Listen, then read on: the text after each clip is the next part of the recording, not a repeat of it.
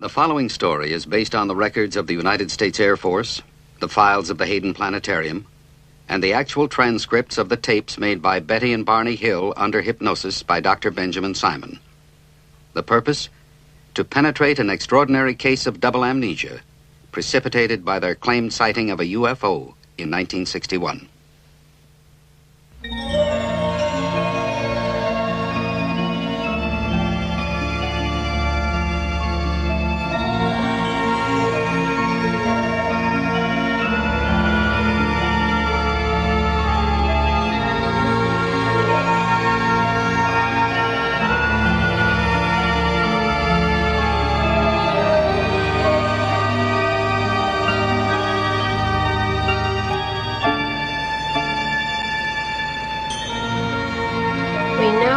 Route 3.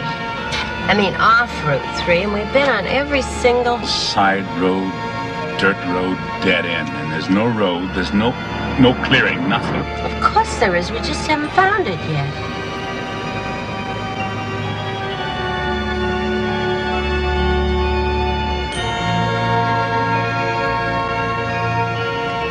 Left or right?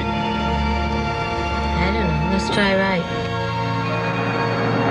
I saw the thing. I knew I saw the thing. But if my best friend told me he'd seen it, I'd say he was crazy. Benny, there have been UFO sightings all over New Hampshire. Are you saying they're all nuts, all those people? Maybe, yeah, maybe. And it's crazy to keep coming back here. It's like a compulsion. Like some of those people you deal with at work. Compulsive gamblers, compulsive wife beaters. What does that make us? Compulsive travelers? What's so bad about that? Because we only travel to Indian Head. We only travel Route 3, looking for a road that doesn't exist. How many times have we been back here, Betty? 7, 8 times. You always end up exhausted and fighting each other. I don't want to fight with you, Betty. Let's not come back. Let's just decide not to come back again. Ever. But we will, you know. Well, you know. Oh, it's funny how we do that. Say the same thing at the same time.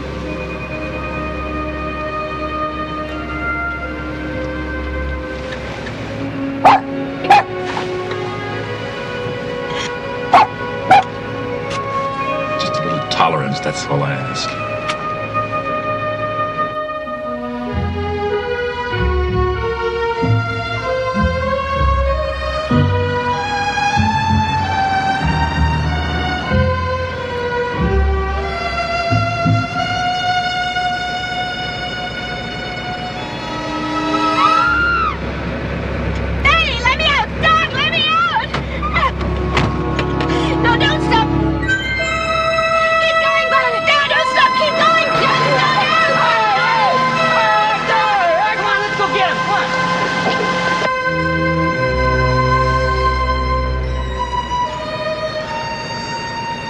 The moon sitting on the ground.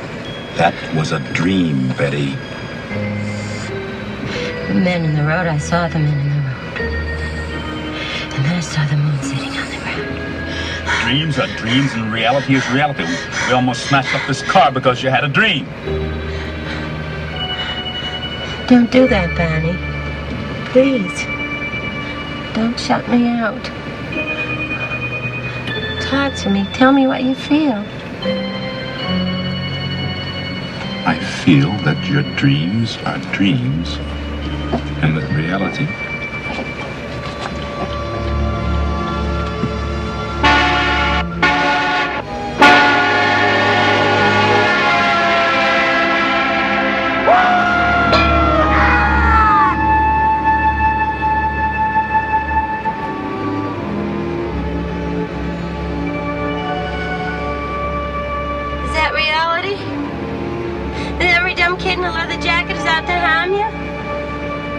What are you talking about? I wasn't scared, you were. Oh, don't do that, Barney. You were too. I saw your face before. And just now. I was brought up to be careful, remember? It's like an old, scratched, broken record playing inside of me. Be careful, kid, or they'll kill you. Sparing me wasn't being very careful, was it?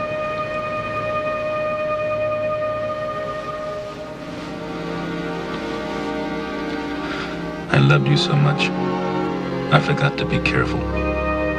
First time in my life, throughout careful.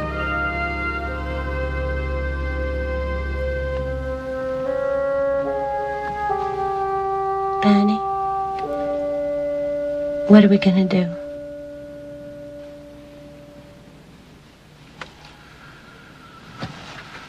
How do I know this thing happened?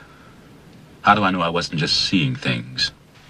I'm in this terrible position where I know it happened, but I can't get myself to believe it. And it's bugging me so much that my ulcers are kicking up again. Just when they were getting better.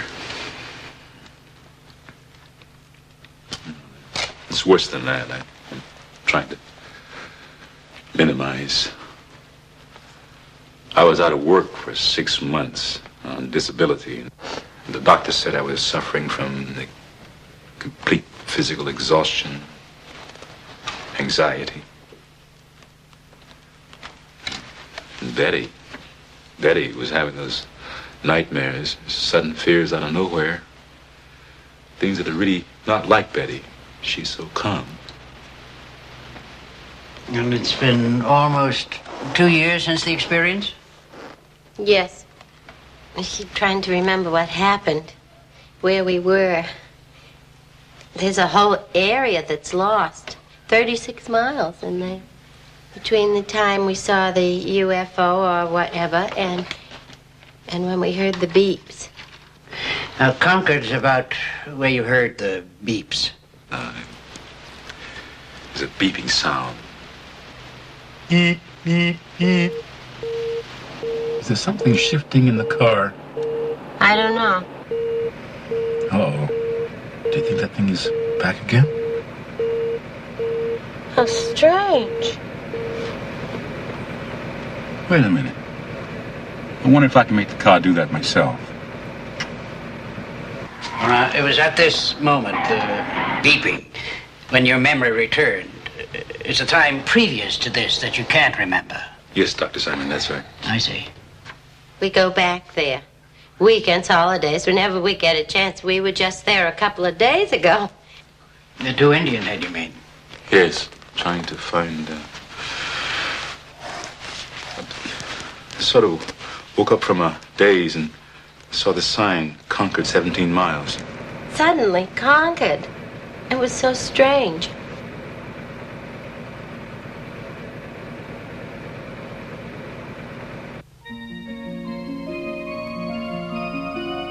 Barney and Betty Hill began general history of their anxiety problems and amnesia, highlighted by their claimed sighting of a UFO at Indian Head 2 years ago. The Hills' clearest memory is their return home from the UFO sighting experience. Treatment is to be centered on their anxiety reaction with their apparent amnesia. Unidentified flying object, secondary matter. Major job is to determine treatment of patients in overcoming this unique case of double amnesia, most probably by means of hypnosis. Barney Hill, 39, works for the post office, is distinguished member of NAACP, and active in community affairs, Portsmouth, New Hampshire. Well-read, educated, IQ of 140. Previously married, 2 children. Suffers deep guilt about leaving marriage and children, but sees them as often as he can. Also suffers from childhood of racial strife.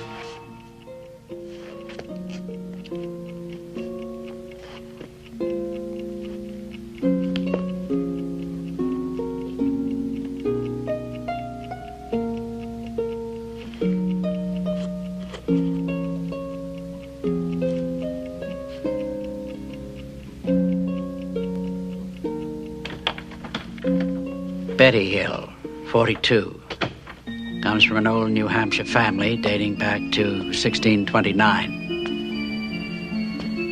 Previously married, 13 years, 2 adopted children, now grown. Returned to university after divorce, received degree, presently works as welfare worker for the state of New Hampshire.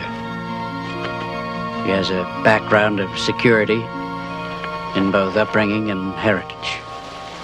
Barney? Barney, did you take the clothes in the house? What? The clothes, did you bring them in? No, I was too tired. I'll bring all that stuff in tomorrow. I don't want you to bring the clothes in the house. About the clock, you said you glanced up at the clock as you were undressing. Did you see the time?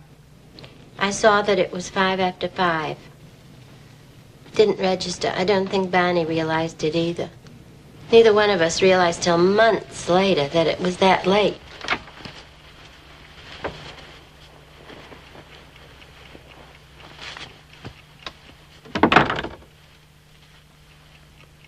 Wasn't that strange, Barney? Whatever it was.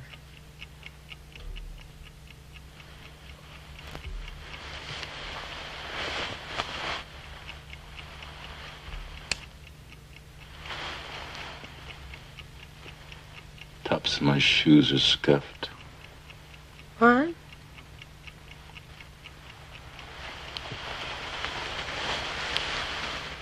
Tops of my shoes are scuffed. I don't understand. How could that be?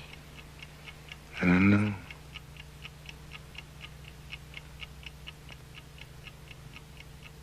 Now, Mr. Hill, when you woke up the next morning, did you experience any particular discomfort on your groin? No. It was there. I could, just had a feeling. But there was no pain or anything. Well, how much later was it that the warts appeared? Oh. 2 months, I guess, before they actually appeared. Before I actually saw them. Because I had a feeling before they actually appeared. So he went to the doctor and he diagnosed it, and by means of electrolysis, he was able to get rid of them. Yes, sir. And you haven't been in trouble with them since? No, I haven't. I see. Please, continue.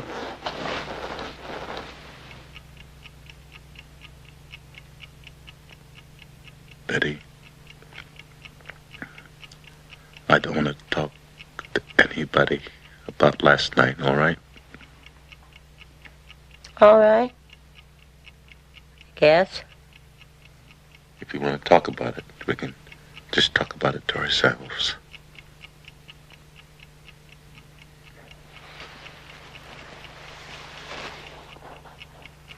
But we can't just not talk about it, you know. I know that. I want to talk about it to you. I don't like feeling alone with this thing. You're not alone with it, love. How could you be? We wondered about it, and we talked about it, and then I asked Barney if he thought we could draw what we saw. And he didn't want to do that. But Betty found a way to talk me into it. Well, I'm good at that. And then when the drawings were identical, well, Barney thought they were only similar. I wanted to call my sister, and Barney didn't want me to do that. He got angry. And then when she wanted me to check for radiation, Barney got really upset. Where's the compass? Where's the compass? I don't know what you're talking about, Betty. The compass, where's the compass? I don't know where it is. How am I supposed to know where the compass is? Come on, Barney, you're a big help. It's in the drawer where it always is. Why don't you look before you ask? It's always there in the same place. Betty, listen. I think you're getting too excited about all this, and I think you better calm down. I think we just better forget about all this. Barney, would you please come outside and look at the back of the car and see what happens to this compass? Janet says a compass works like a Geiger counter. And if the car has any radiation... Oh, Betty. It's all so ridiculous. A car is made out of metal, and any metal would attract a compass. The compass just went crazy. Near the trunk, the spare tire. Not near the battery, or where you'd expect it to. And there were these strange, shiny spots on the back of the car. I finally got Barney to come out and look at them. I figured if I humored her and looked, she'd calm down. Well, did the spots stay on the car? No, they disappeared. They didn't disappear. At least not right away. What happened is that when I had the car washed, they stayed. All right. Now, let's go on. Janet, it went crazy. Yes, the compass, and there are strange spots on the back of the car. I couldn't call anybody. They laugh at me. No, I'd be embarrassed, and Barney and I decided not to tell anyone, not anyone else. Were you able to deal with that, to live with that? Yes. Well, yes and no. You see, so much of our life was so happy. We'd only been married about a year, and so many things were new, especially for Barney. Why especially for Barney? Well, the only change in my life was that I was married to Barney. I lived in the house where I'd lived for years. I had the same job and the same friends. But for Barney, everything was different. He lived in Philadelphia in what was really an all-black society. And here in Portsmouth, it's pretty much an all-white society. It wasn't just a new marriage for Barney. It was a whole new life, new friends. Barney makes friends so easily. Our best friends then were Jack and Lisa McCraney. Jack's a lieutenant colonel at the Pease Air Force Base, and he and Barney just hit it off. I knew Barney wanted to tell Jack about what we saw. He kept putting it off. But I finally came out with it. The sighting, if it was a sighting, was still gnawing away at me. The sighting itself? No. Whether or not there was a sighting, and whether or not we were seeing things. And Jack just confirmed my suspicion. He said in so many words that anyone that said they saw a UFO was nuts. And that only made things worse, you know. They were our best friends. They were around all the time. We could talk to them about anything at all, except UFOs. That subject was just plain taboo. And those terrible dreams were starting. Had you told Barney about your dreams yet? I'd mentioned them. He had so little time. Barney was working nights in Boston. 60-mile drive back and forth. We were, except for weekends, we were sort of passing in the hallway. It's the moon, you idiot. What are you barking at the moon for? Yes, well, I imagine they were long nights for you. Hard on you. Very long. I keep saying this, though, you know, that we were having so much fun. Barney had joined the Toastmasters because he thought he couldn't speak in public. And he found out he could. Then he found out he could make people laugh. The house was filling up with old joke books and old routines on records. And he'd spring them at the worst possible moments. Not so fast, Rodriguez.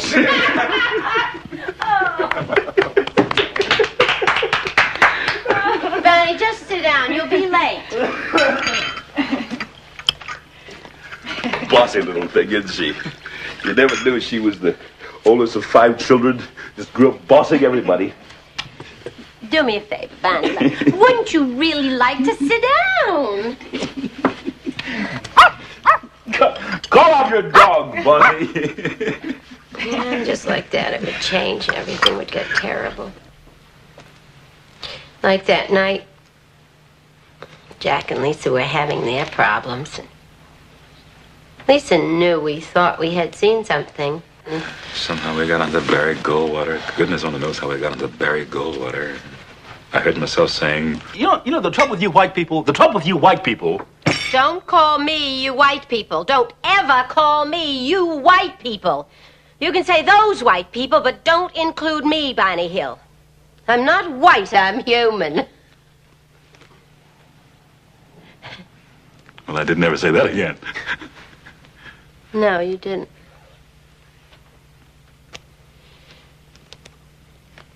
And then they were getting ready to leave, Barney, too, because he had to be at the post office by 9. And when they all were saying goodnight, you could have cut the tension with a hatchet.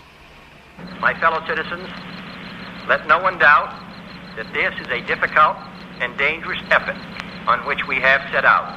The path we have chosen for the present is full of hazards, but it is the one most consistent with our character and courage as a nation and our commitments around the world. And then Barney came back. He said he was going to call in sick. He was so worried, and he was just lying there with this white cloth over his face to help his headache. Better? Not much. Barney, I want to ask you something. I can't, not with that thing over your eyes. It was your idea. This probably isn't the time, anyway. But I really wanted to ask you. Listen, Betty, I was just listening to the news. Barney, I said I wanted to ask you something. This is important, Betty, really important. If they actually do start shooting missiles. Who? Nobody's going to start shooting missiles, Barney. If they do, and we're not together, if I'm at work and can't get here, now listen to me. What I want you to do is make your way to your mother's house. Now manage to get there. Is that clear? Yes. Yes, sure. Good.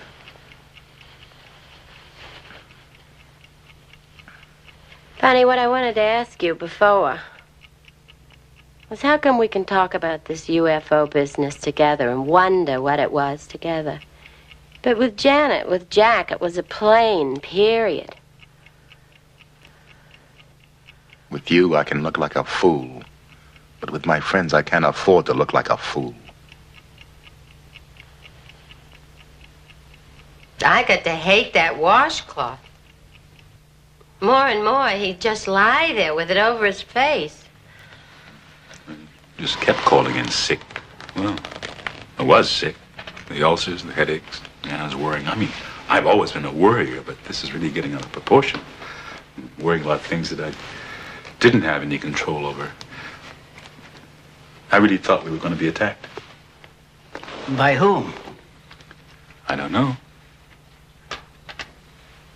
Well, I thought Russia, but I don't know. And were the nightmares continuing, Betty? Yes, on and on. I started writing them down. I'd get up in the middle of the night and write till I was exhausted. I had done that before. When things upset me, I would write them down. It would help. You still have a copy of those dreams? Yes, I stuck them away somewhere. You know, that's funny. I'd forgotten I wrote them down. Because I'd like a copy of them, if you don't mind. Oh, sure. I'll look for them. And it was about this time, Barney, that you went to see the doctor, and he suggested that you take a rest, take a sick leave. Yes, it was about this time. So, I just started staying home, trying to relax, work in the garden, read, stuff like that. The kids came more often. I could see them more often. They really liked Betty. I mean, they got along well with her. They really loved her. Because I used to tease her. I told her that it was her cooking they loved. But, mainly I was just lying around and reading UFO books.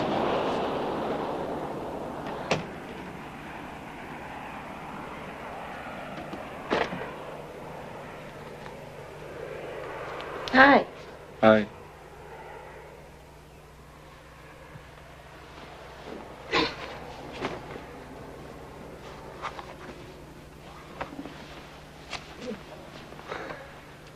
What's the matter? You upset?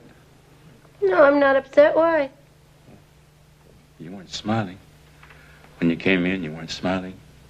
I didn't notice. I did. Well, obviously you did, or you wouldn't be uptight about it. Well, I'm not uptight.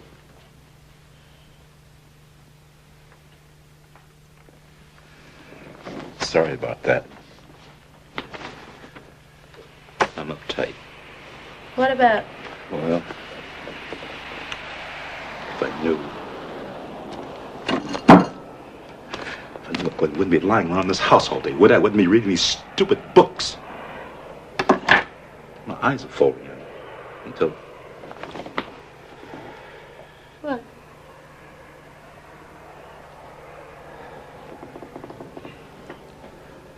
Till I think I'm nuts as they are.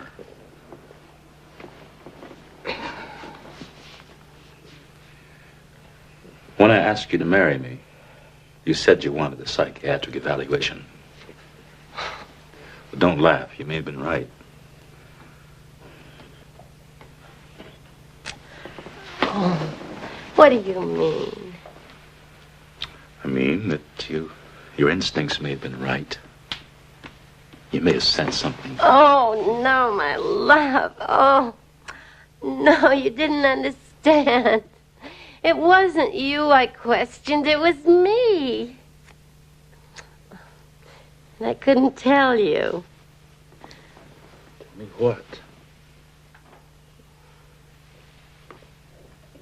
I still can't. Listen, don't you know by now you can tell me anything?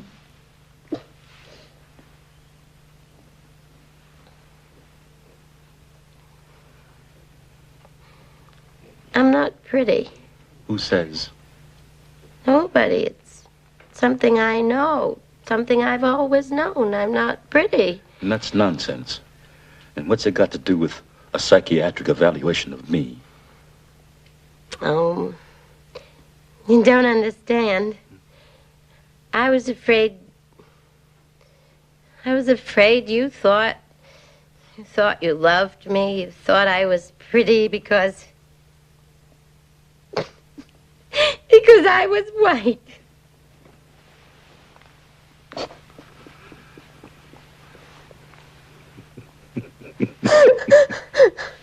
Hey, that's like me being afraid you didn't love me. You only loved my beautiful black body. Well, I do. Oh, well, there's that too. You're right. You're not pretty. You're beautiful. And I see the whole world, Betty. I see every bit of beauty in the whole world in your face. No. I see you, Betty. I see you.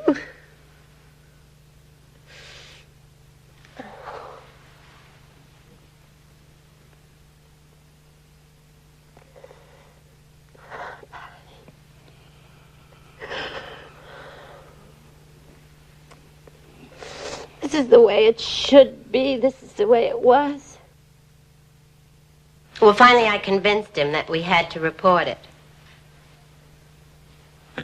She cried. That's really what did it. Well, whatever did it, we did call. Yeah.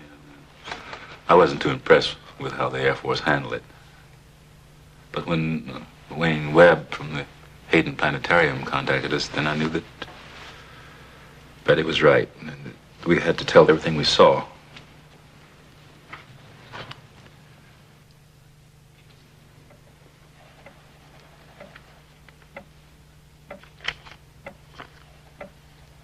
No need for you to be concerned. No need for you to be worried. You are deeper and deeper asleep. You are deep asleep. You will remember everything, and you will tell me everything. It is now September 19th, 1961. You will remember everything, and it won't trouble you. Your memory is sharp now.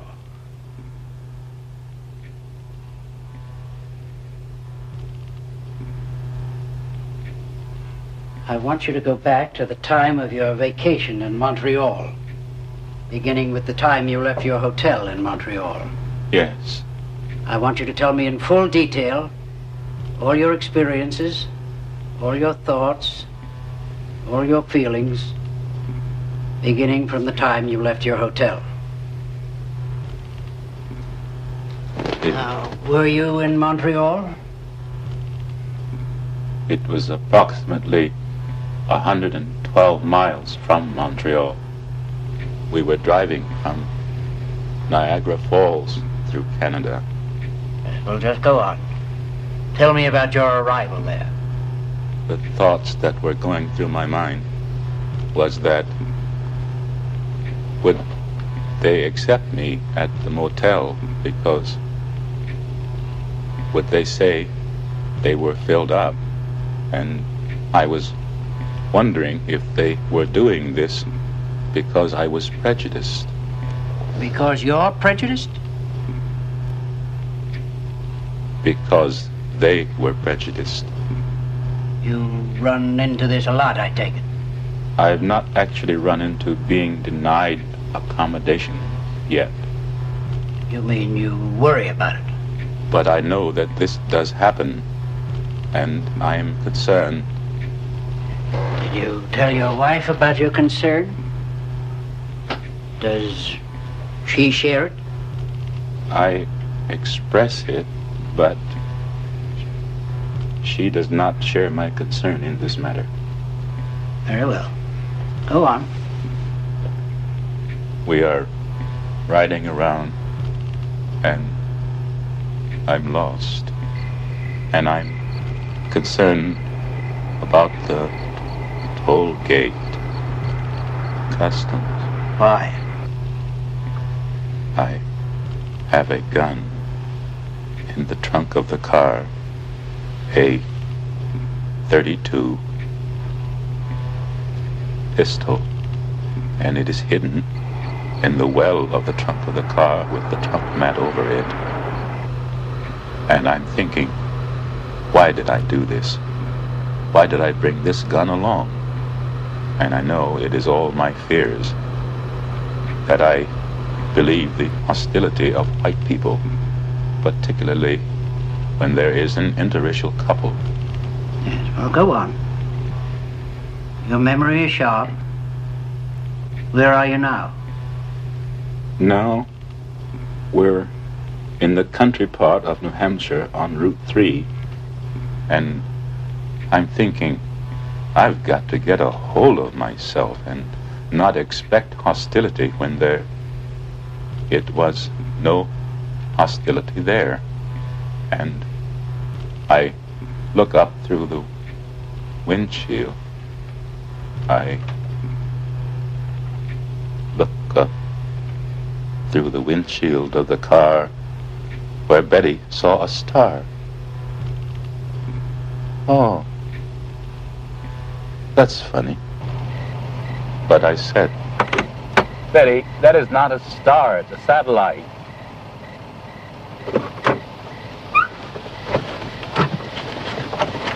Come on, Dulcie, let's get up. Hurry up, Betty, so I can see. It's not a satellite, it's a plane. Barney, what kind of a plane is that?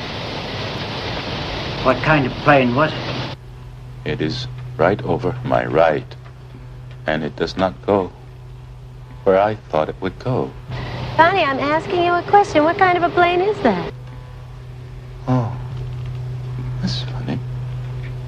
It was funny. They're coming around toward us. They're changing course. Just a Piper Cub. Barney, it's not a Piper Cub. You saw a small plane. Barney, that's not a plane. It's still following us. Barney, where are you going? I just want to see it. Still there. It's coming closer. It is not. It is not coming closer. Just way up there. Betty, what are you trying to make me believe?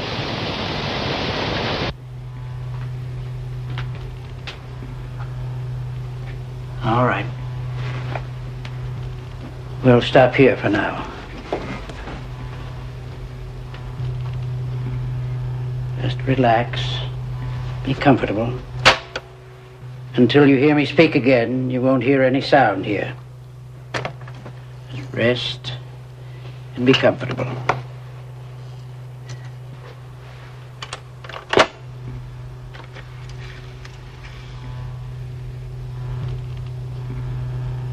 All right, you may proceed now. And I am wondering, why doesn't it go away? Do you still think it was a small plane? And I'm wondering why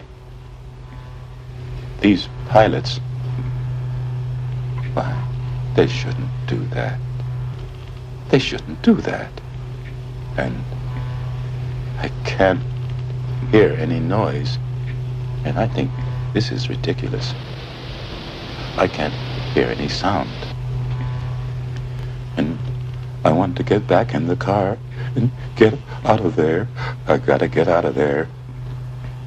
And it is still coming around towards us. And I look up and down the road, and I think how dark it is. And I think,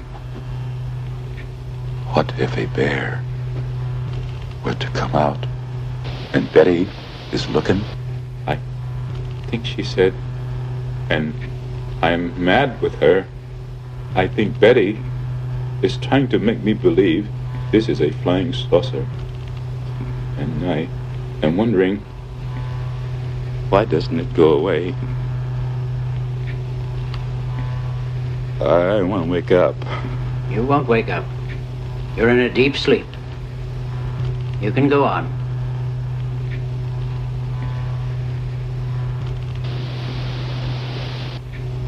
It's right over my right. What is it? I gotta get out of here. This won't trouble you. Go on. You're remembering everything now. And I try to maintain control so Betty cannot tell that I am scared. Oh, I am so scared. Go on. This won't hurt you. Experience it. It won't harm you now. I gotta get my gun! I gotta get my gun!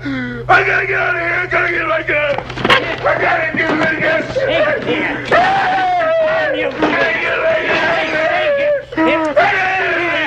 Nothing can harm you here.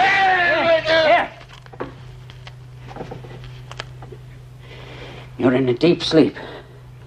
You can remember nothing. Now calm yourself. Calm yourself. Here, come on.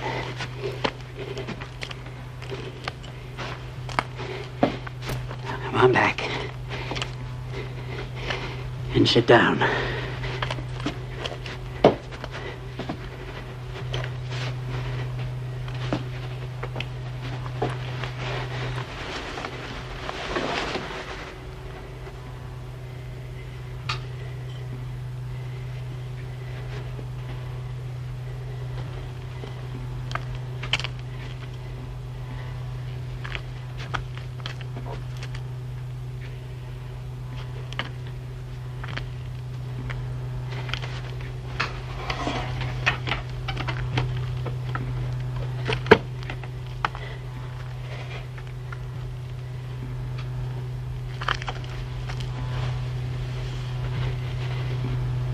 All right. You can wake up now. You can remember everything. Just go on remembering. There's no need for you to cry out. You're calm now. You still feel you have to get your gun? Yes. It meant to harm you, you felt? Yes. And I open the trunk and I take it out and I put it in my coat. And I look and I say, I'm not afraid. I'm not afraid. I'll shoot it down. And I run out across the road. And there it is, up there.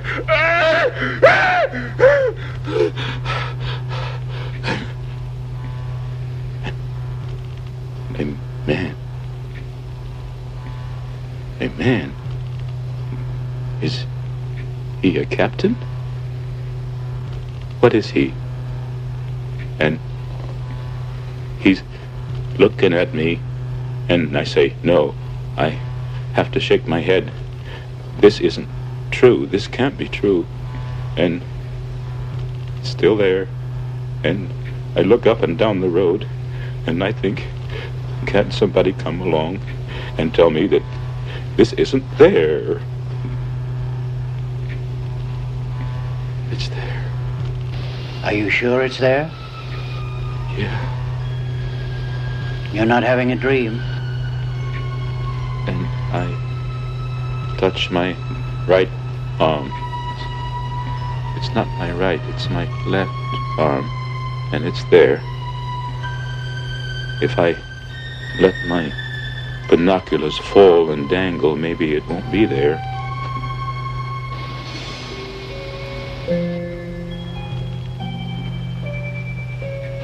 But it's there. Why? What do they want? What do they want? And this one person looks friendly to me. He's friendly looking.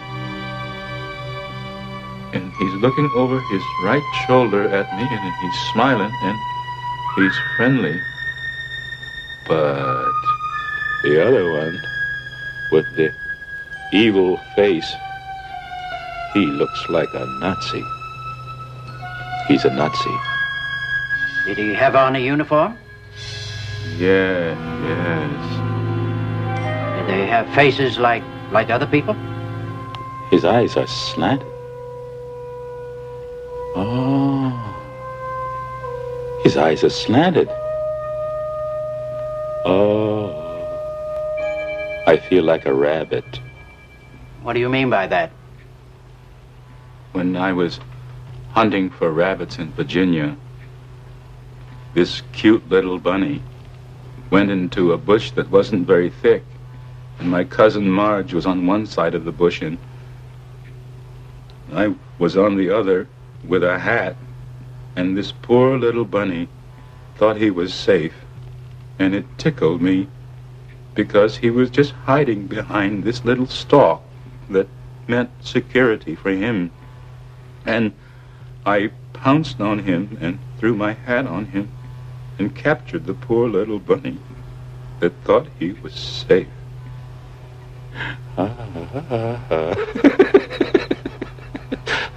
Isn't that funny? I thought of that standing out there in the field. I'm that bunny. I'm gonna be pounced on. I'm that bunny. This creature is trying to tell me something. I can see it in his face. Are its lips moving? No. His lips aren't moving. But he's looking at me and he's saying to me, don't be afraid. Did you hear him tell you this? No. You felt he said it? I know. And he said, just stay there, he said. And he's telling me not to pull the binoculars away from my eyes. And oh, God, give me strength. I'll fight it off. I'm not afraid. And I run out across the road, and there it is, up there. Oh, those eyes. Oh, can I please wake up? Just a little longer.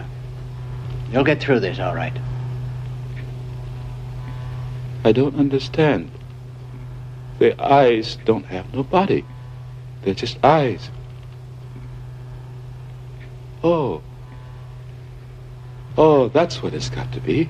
It's a wildcat up a tree. That's what it's got to be. Oh, I know. It's the Cheshire Cat in Alice in Wonderland.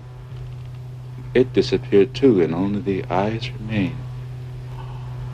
Oh. You don't seem to be frightened anymore. No, they're not gonna do anything bad. Just floating about. I'm that bunny. I've been captured, but just floating about. It's so ridiculous, isn't it? Oh, really funny.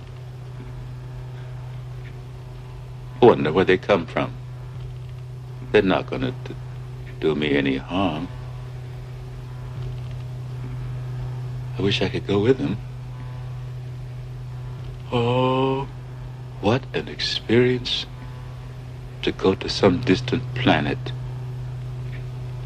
Maybe this will prove the existence of God. Isn't that funny? To look for the existence of God on some other planet.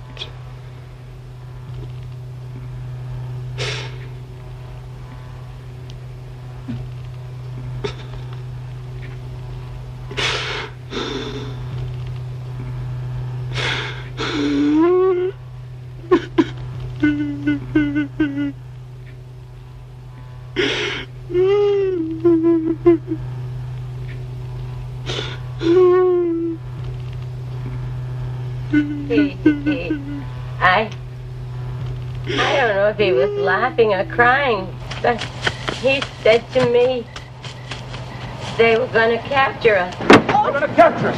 We gotta get out of here. Look out, you can see them. They're right overhead. They're right directly over our car. They're out there. I don't see anything. It's all black. I don't see them.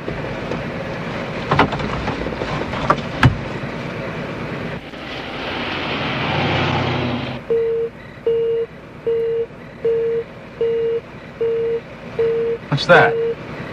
What's that noise? I don't know. Now, just a moment. This was the first series of beeps, when your amnesia begins. I don't want to. There was the second series of beeps, when your memory returned. I don't know. Well, you will remember, clearly.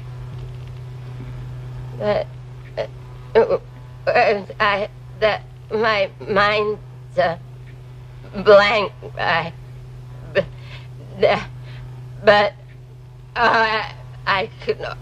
I almost remember. You can remember. Oh, I get this point. I can't get beyond those beeping. You can get beyond it. It's all right. You've never remembered it before. This is the 2 hours you could never remember until now. Because you're there now. It's all right. Go on. Remember. No need to be upset.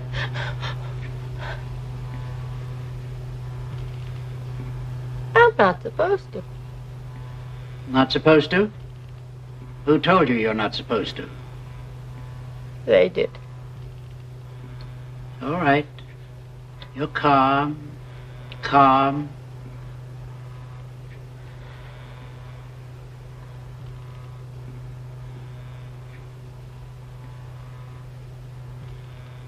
We're driving along.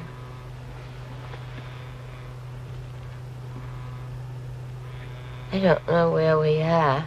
I don't even know how we got here. Barney and I, we were driving. I don't know how long. I don't know how long. We haven't even been talking. I was just sitting there, feeling that something's going to happen. Now I'm not really too afraid. Except now I am. At that time I didn't feel afraid. Why are you crying if you're not afraid? I'm afraid now. But then I wasn't. I wasn't afraid. I was afraid. I was afraid when I saw the men in the road. The men in the road? I've never been so afraid in my life before. Tell me about the men in the road. It's all right. You're safe here. Tell me about the men in the road. Betty, don't fall asleep. I want you to stay awake so you can remember. Tell me about the men in the road.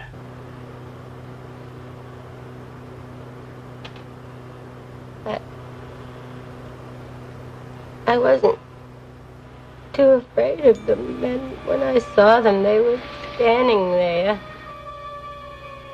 And I thought, oh, well, you know, they're not so awful. I don't know, I wasn't too afraid when I saw them. They were just, no, I couldn't get a good look at them.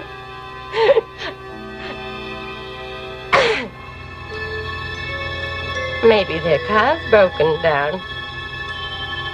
What are they doing here?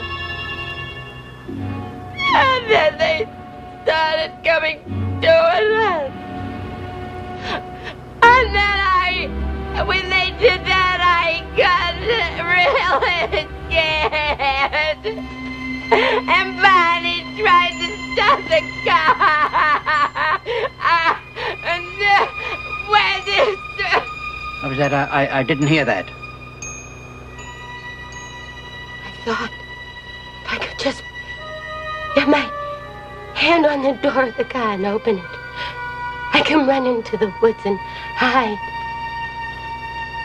And Barney is yelling. They're going to capture us. They're going to capture us. They're coming closer. Oh, my. Oh. I just put my hand out. I put my hand on the door of the car. And I'm going to open it. And they open it for me. They open the car door. This man. Now there's two men behind us. So there, 1, 2, 3 men. And there's 1, 2 more men behind them.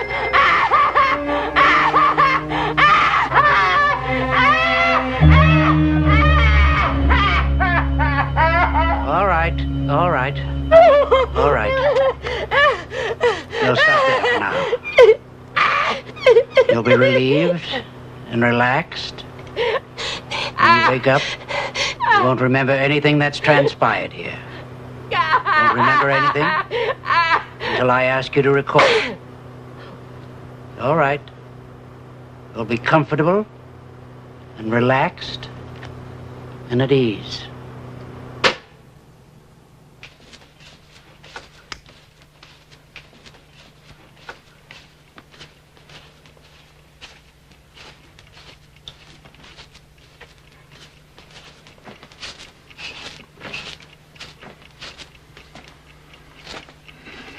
Oh, the beautiful people. Don't do that. The Kennedys don't giggle. What about? You got no class, girl. Don't give me that talk about your Mayflower ancestors. Now, how could I go and marry a girl with no class? No, Betty, no. Not that, no, Betty, not that, no, anything but that, no. Serves you right. No class. You're really feeling good, aren't you? Yes, I am. Just minutes. I really feel good.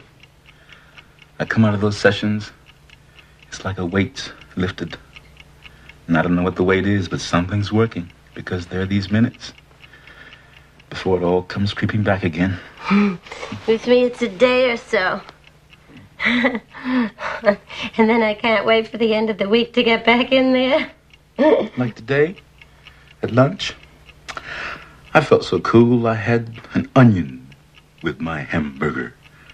Barney, you know we said we wouldn't eat onions unless we both had them. Oh, I'm sorry. I forgot. I'll get you one. What? I'll get you an onion. Oh, I don't want an onion, you lunatic.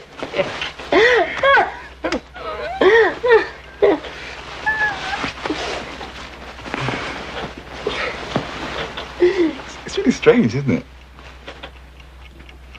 It really is. So amazed. So curious. Just dying to find out what's going on in there. So am I. It's amazing. I didn't think I could be hypnotized. It's so unlike me. Just have to be in control all the time. But hey, I walk in there and bang! I guess I trust him. Me, Barney Hill, trusting somebody. Except me? In him. Yeah, it's funny. I trusted him right away. So did I. Oh, yeah, but you're used to trusting people. You know me. I'm not paranoid. It's just the whole world is out to get me. Especially boys with ducktail haircuts and old ladies. Old ladies? What, are you kidding? Yeah, sort of. No, not really. My earliest memory, except that I don't think it was really a memory, just that my mother told the story so much that I feel I remembered it.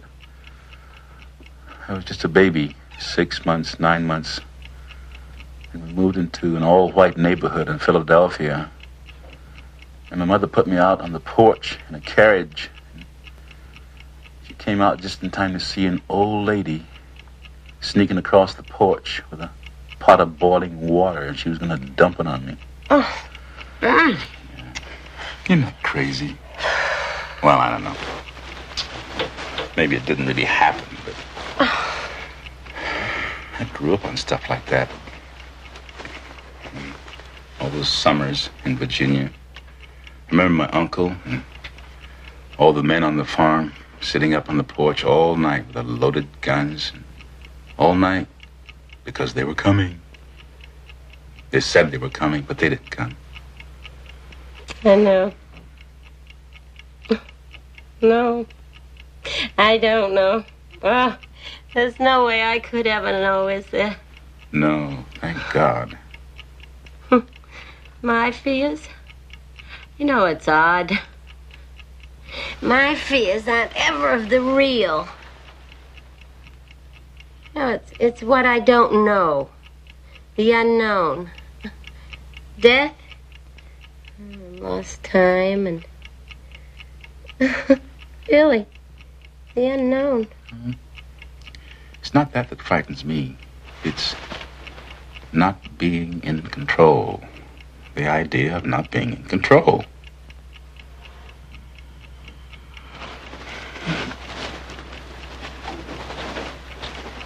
You promise me something? If I get a stroke, something like that paralyzes me so I can't... Would you put a pillow over my face? That's not fair, Barney. Barney, that's not fair to ask me a thing like that now, to ask me to promise.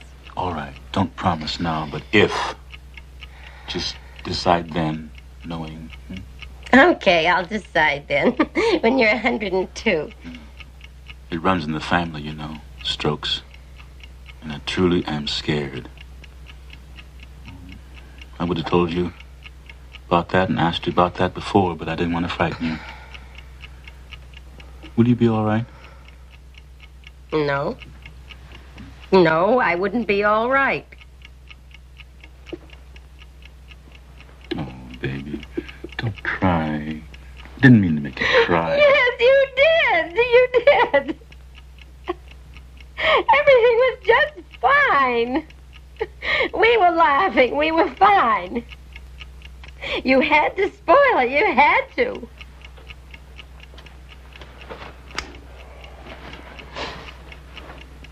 I'm sorry.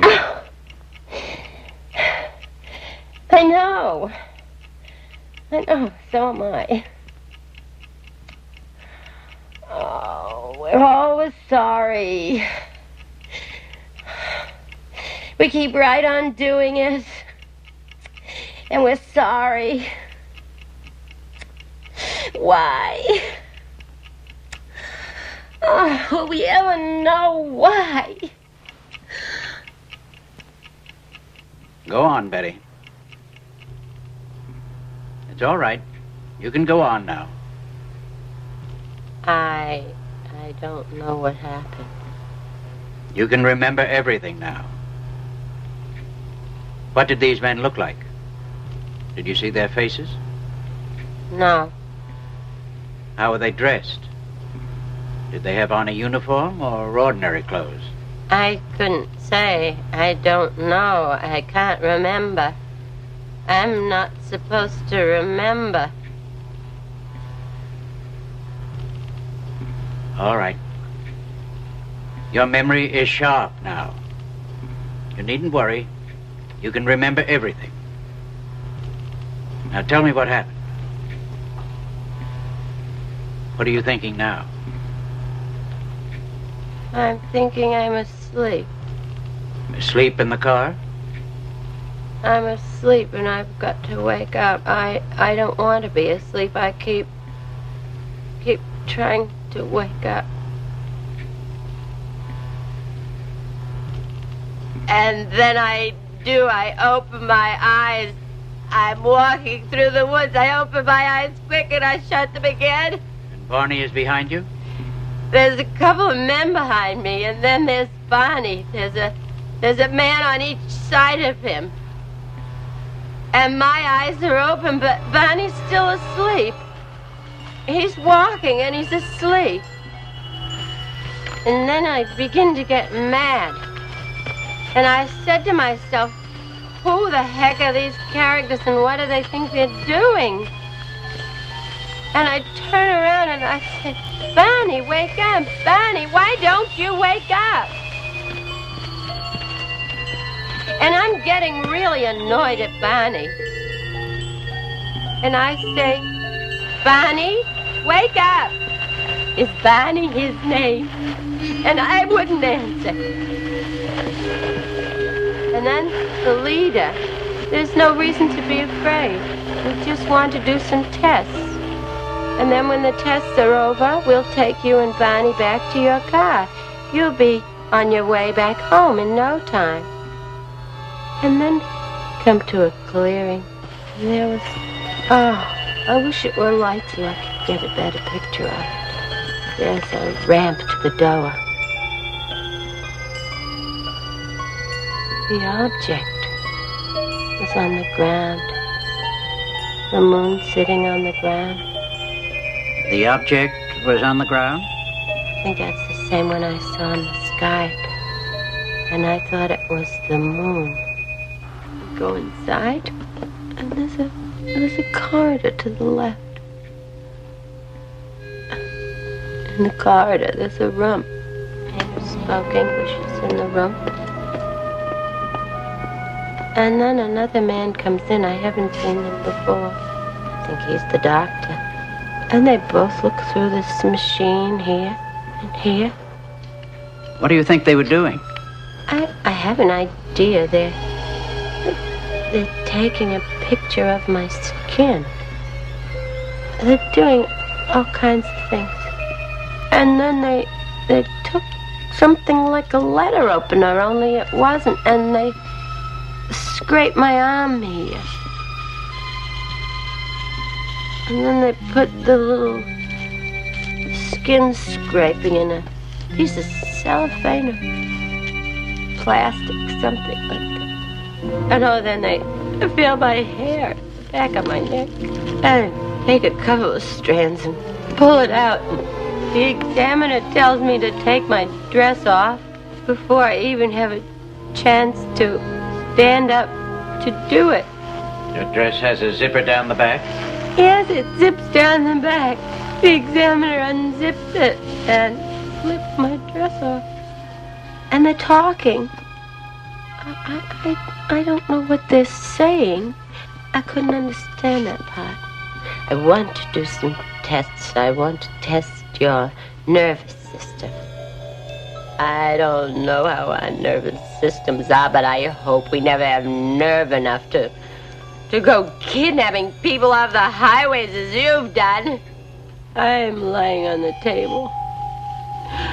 I don't know what they're doing, but they seem so happy with whatever it is they're doing. And they touch me with a needle. Doesn't hurt. It's something like a TV screen. And then they turn me on my stomach and then back over on my back. And I see the doctor has a long needle in his hand. Go on. Go on, it's all right. What are you going to do with that? And he tells me that it won't hurt. He just wants to put it in my navel. It's just a simple test. Stop, it's hurting, take it out! And the leader comes, he rubs his hands over my eyes and says it will be all right. I won't feel anything. The pain's gone away. Still sore when put that needle in. I don't know why they did that, because I told them they shouldn't do it. Did they make any sexual advances to you? No. I asked the leader, I said, why did you put that needle in my navel? And he said, it was a pregnancy test. And I said, I don't know what you expected, but there was no pregnancy test here. When you had all of these experiences with your dreams, why would you have dreamed all these things? The dreams were the same as the experiences that you felt you had? I figured that in my dreams I remembered what actually happened.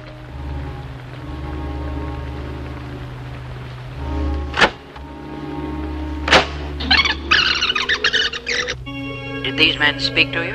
Only the one I thought was the leader. What kind of language do you use? He did not speak a word. I was told what to do by his thought, his thoughts. And I was always aware that somehow there was something peculiar, which is the absence of a mouth. There seem to be indications that a great deal of the experience was absorbed by Barney Hill from Betty, in spite of his insistence that this was his own. And there are definite indications that her dreams had been suggested as a reality.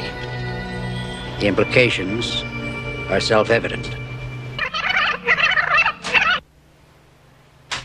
Go on, it's all right. And so then I asked him where he was from. And he asked me if I knew anything about the universe. And I told him, no, I knew almost nothing. But don't judge this country by me. There are people who do know all about the stars. And there was this one big circle, and it had a lot of lines coming out from it. And then to another circle, quite close, but not as big. You think you could draw the map?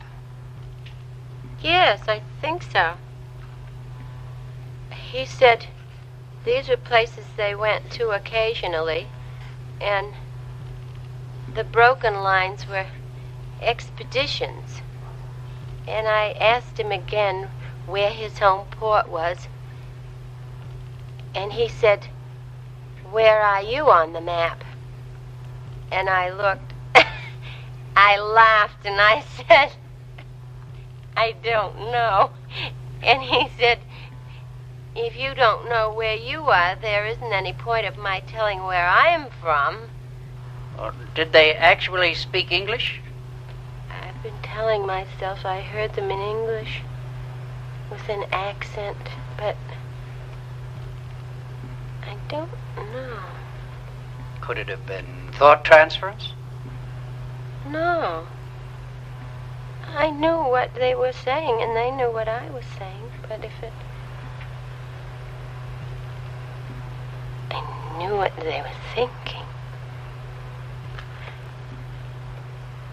I knew what they were thinking. And I said, you promised I could have the book. And he said, I know it, but the others object. And I said, but this is my proof. And he said, that's the whole point. They don't want you to know what happened. They want you to forget all about it.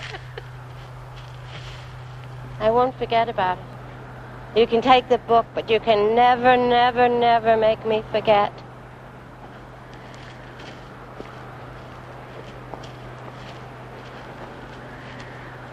I'll remember if it's the last thing I do.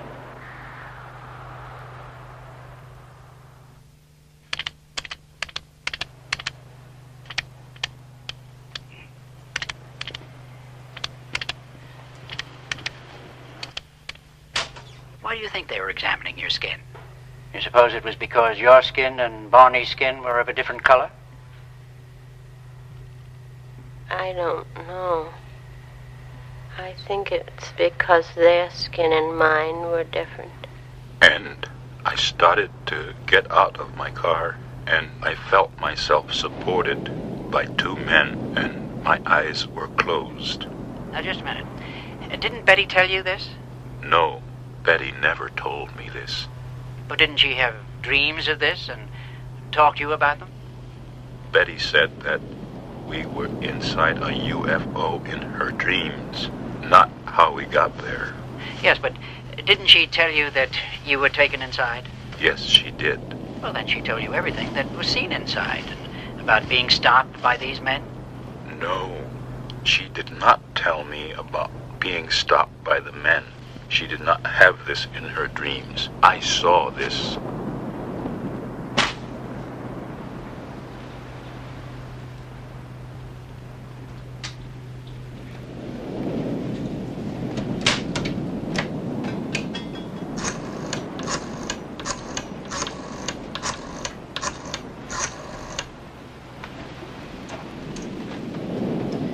General Davidson, please.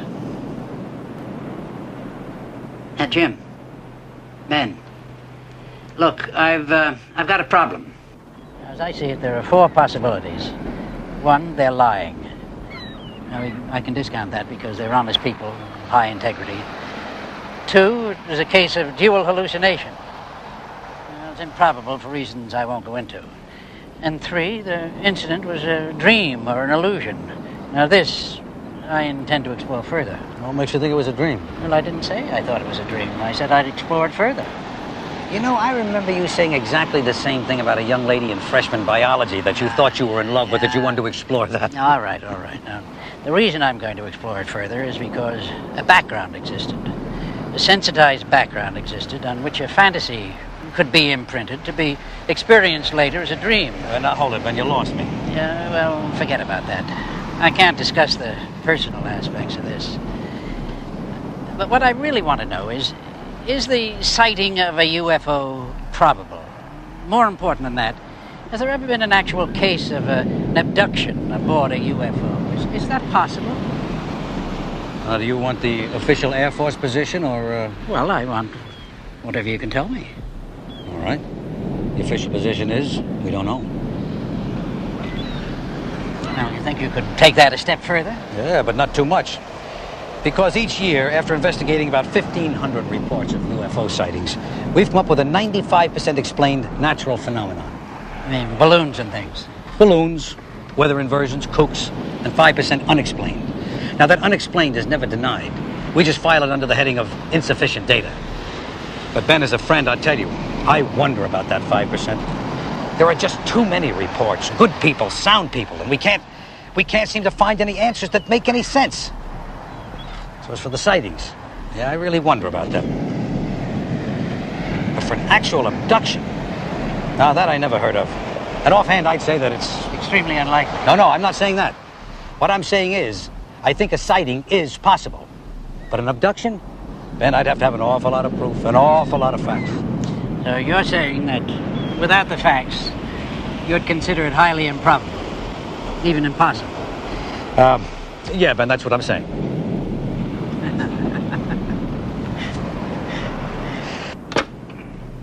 Barney and Betty Hill have hypnotized each of them separately, and each of them separately remembers in general the same experience. I suspect that in this stage of therapy, the sighting of an object, which could possibly be a UFO, triggered an externalized fantasy, a fantasized trauma which the Hills have projected their inner turmoil. I just had a hysterical thought. What if Dr. Simon were a spaceman? Oh, Betty, don't be ridiculous. Neither Barney Hill nor Betty Hill realize that their experience, as described, is almost identical to the long report that she wrote about her dreams. If he changes his mind and decides not to let us start listening today. Of course he's gonna let us listen. He said so. Oh, Barney, don't be ridiculous.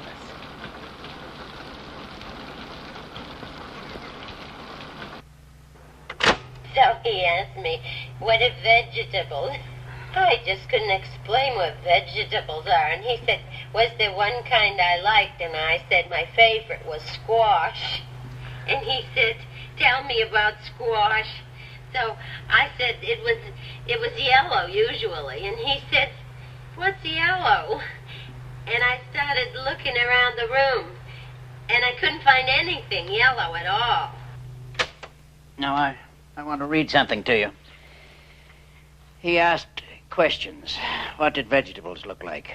My favorite one, squash. What did it look like?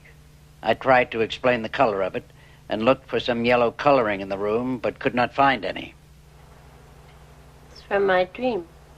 What I wrote down. Yeah, well, now, I want to explain something to you that you probably know already. The rules that operate for the conscious mind don't operate for the unconscious mind. Things are and are not all at the same time. Now, under hypnosis, what a subject believes determines what is truth to him. Wait a minute. Would you say that again? Well, in other words, what comes out under hypnosis, you believe to be true. It is true for you. But a fantasy or a dream can be as true for you as reality. I said I hoped that somehow we would meet again. Maybe he would come back. And he said, well, he would try. And then they all turned and started to go back. And I get up to the car, and Barney's inside, and I say, come on out and watch him leave. Don't be afraid, Delcy. There's nothing to be afraid of. And so we're watching them leave, and it starts glowing, getting brighter and brighter. It's a large ball, a big orange ball, and it's glowing and rolling just like a ball. And I'm so happy. Suddenly, the ship became a bright glowing object, and it appeared to roll over like a ball, turning over about 3 or 4 times, and then sailing into the sky. There's one thing I don't understand. Suppose it was a dream. Could we have both had the same dream? Well, that's an aspect that's been puzzling me, and no, I don't think it could. At first I thought, because because Barney was more ready for a trauma that he had transferred a fantasy to you. Then I thought, because it seemed more likely that you had transferred your dreams to Barney. Because Barney is more susceptible. Well, I'm not quite sure how to take that. But I'll tell you something. I don't really care if it's a dream or real, because the longer these tapes play and the more we listen to them, deeper and deeper we get into it, I feel as though something is being lifted off my shoulders. And it's better than suffering with it, you know. All those anxieties and wondering. That's the whole point. The point is to relieve the anxieties. How do you feel now, Betty?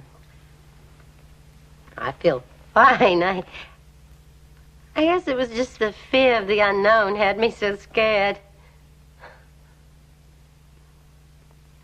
And I don't want to be operated on. You don't want to be operated on. What makes you think of an operation? Oh, I just remembered something. I don't know if I went into this detail or not when I was hypnotized. What detail? Well, as I was listening to myself... Oh, I don't know. Maybe it's just psychological. I don't want to hear any more of that for a while. What detail? As I was listening to myself, I remembered what they examined my drawing with. It was a circular instrument, and they pressed down with it. You know that small ring of warts that developed in an almost geometrically perfect circle around my groin? Since the therapy began, it's become a little painful and inflamed around the whole area. And I was wondering, those warts originally appeared way back in 1962 when I had no conscious memory of the events aboard the craft, right? Now here it is, 1964, and they get inflamed. How's that possible? I don't know. It may still be part of a shared fantasy. But I just don't know.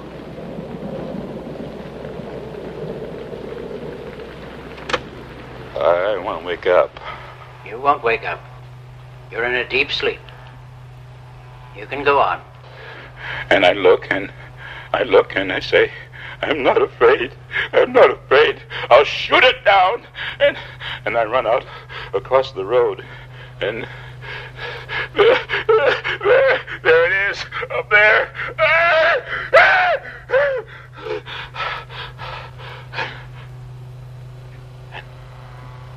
And man, and oh, God, give me strength. I'll fight it off. I'm not afraid. And I run out across the road, and there it is, up there. Oh, those eyes. Oh, can't I please wake up? Go on. This won't hurt you. Experience it. It won't harm you now. I gotta get my gun. I gotta get my turn it off? No. I gotta get out of here. I gotta get my gun. I gotta get my gun. I don't like them putting their hands on me. I don't like them touching me. It's all right, Barney. Just be calm. It's all right.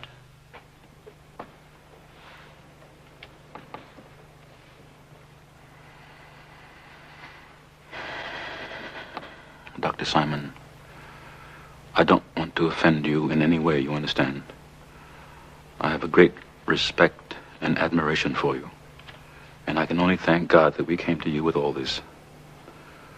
But your theory about a dream or fantasy, it's real. It did happen. I know that now.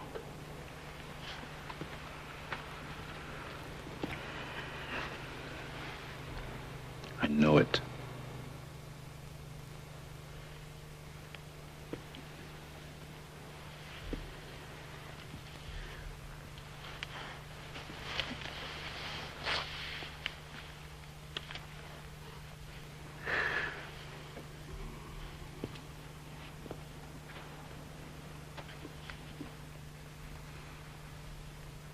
Dr. Simon, I haven't said before either how grateful I am. I just want to say, too, thank God we came to you with all this. Well, thank you, Betty and Barney. Thank you both.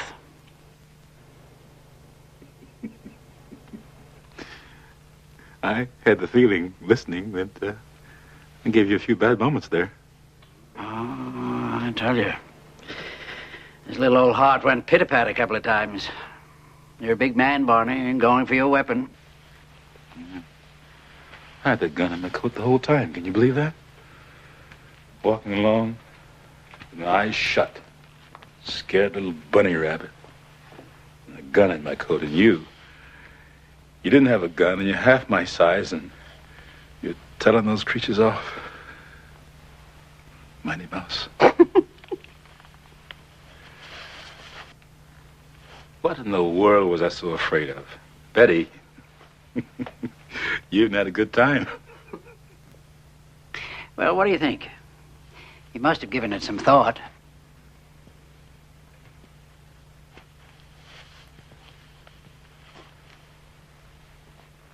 The bunny.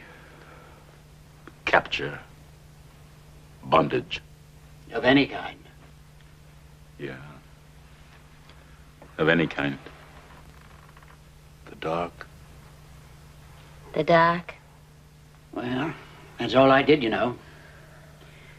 A child is frightened of his dark bedroom. You lead him slowly, gently into that dark, frightening room. Let him touch all the corners, all the objects that seem like monsters, until he knows that those corners are just corners. The monsters are just chairs and lamps. Dark bedroom, spaceship, or the mind. Hey, listen.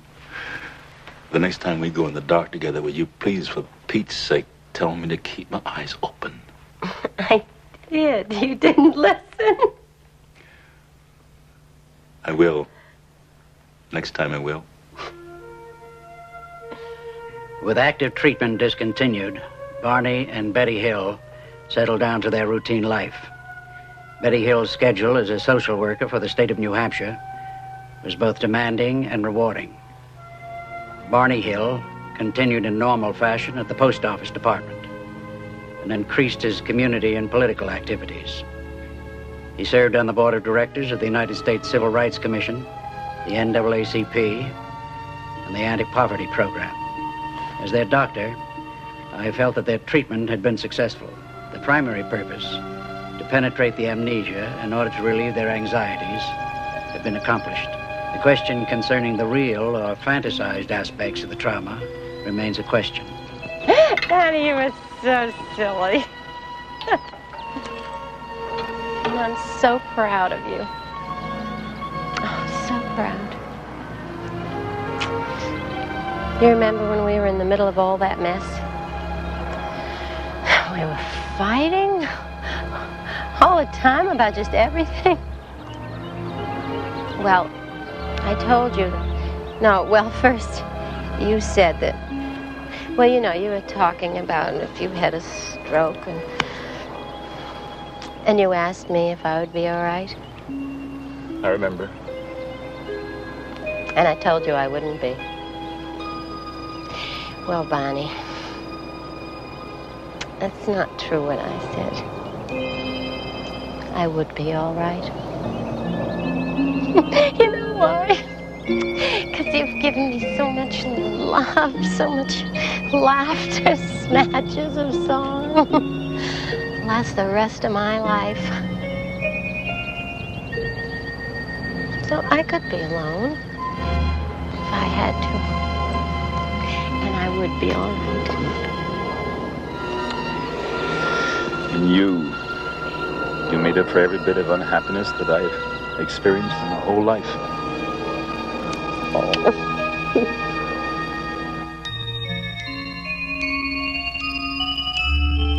In 1963, under hypnotic suggestion, Betty Hill drew from memory the map shown to her aboard the spacecraft. Astronomers became fascinated, for what if the map corresponded to a pattern of real stars from an alien viewpoint? Astronomers reasoned that the majority of star systems likely to have life-supporting planets were located in the obscure southern constellation of Reticulum. Yet 3 stars in the cluster were unknown until 1969. No astronomer on Earth knew their position in 1963. But that same year, Betty Hill drew a map which contained these undiscovered stars. Astronomers at Ohio State University requested a computer to put them in their correct position out beyond the incredible double-star system of Zeta Reticuli 1 and Zeta Reticuli 2, 220 trillion miles, 37 light-years away from Earth, looking toward our sun. And the computer duplicated with virtually no variation the now famous map of Betty Hill.